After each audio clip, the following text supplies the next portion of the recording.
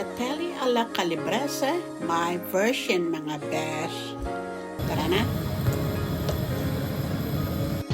Hello mga besh, gawa tayo ng pesto alla calabrese. Ito po yung aking pesto alla calabrese. Ang hirap bigkas kasi nabubuyoy ako. Ito po made of ricotta, paprika, tomato, onion, garlic, and olive oil.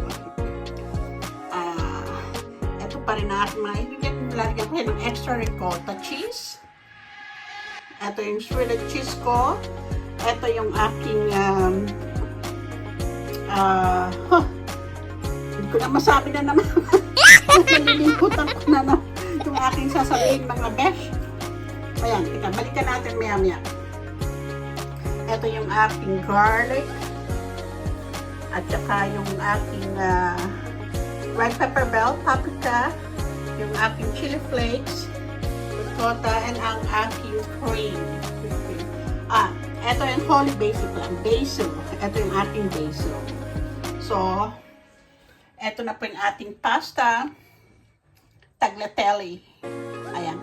So, meron ako rito sa pan ng olive oil. So, i-stir fry lang po natin yung ating garlic and ang ating paprika. Ayan.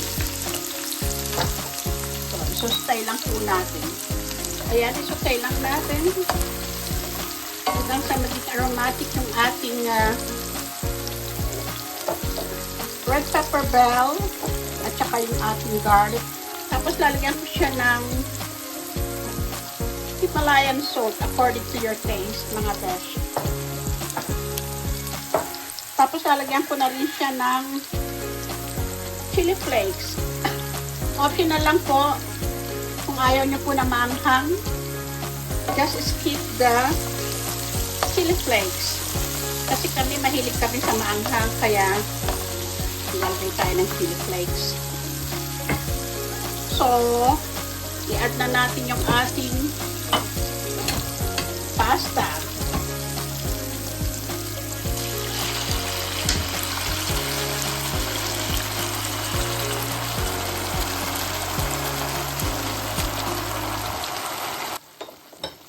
Ngayon, i-add na natin yung ating sauce, calabrese sauce.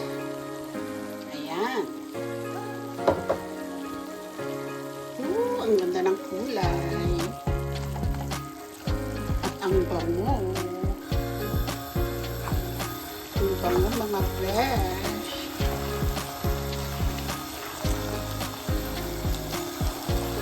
Yummy. So, haluin lang po natin till well incorporated. Ayan, inad na natin yung ating mascarpone. Sorry, sabi ko mascarpone. Ricotta. Ricotta cheese, mga besh. Ayan, inad na natin ating ricotta cheese. So, mix lang po natin. Ooh, yummy! So cheesy! Yummy and creamy. Ayan. Yum, yum, yum, yum.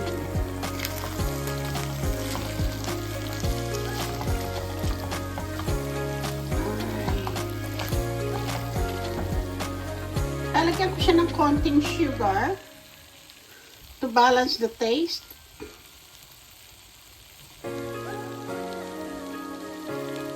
Ayan. Haluin lang natin. Ang ganda na, mga besh. Tikman natin. Ay, ang sarap mga besh. Oh. So creamy, garlicky, and chilicky. Oh, yummy. At tapos, liburan po natin ng grated cheese. Oh, and it will become very cheesy, mga besh. Yummy, yummy, yummy, yummy. And then of course, ang ating topping, ang ating basil. It is from my garden. Ayan. The more the merrier. Ang bango ng basil. Ay, naku, ang sarap. So, eto na mga beshi, ang ating finished product ng calabrese pasta. This is my version, mga besh. So, i-try nyo, ang sarap. Magugustuhan to ng mga bata at ni Mister na rin. So, thank you for watching. Happy cooking. Don't forget to follow. Thank you for watching. Bye.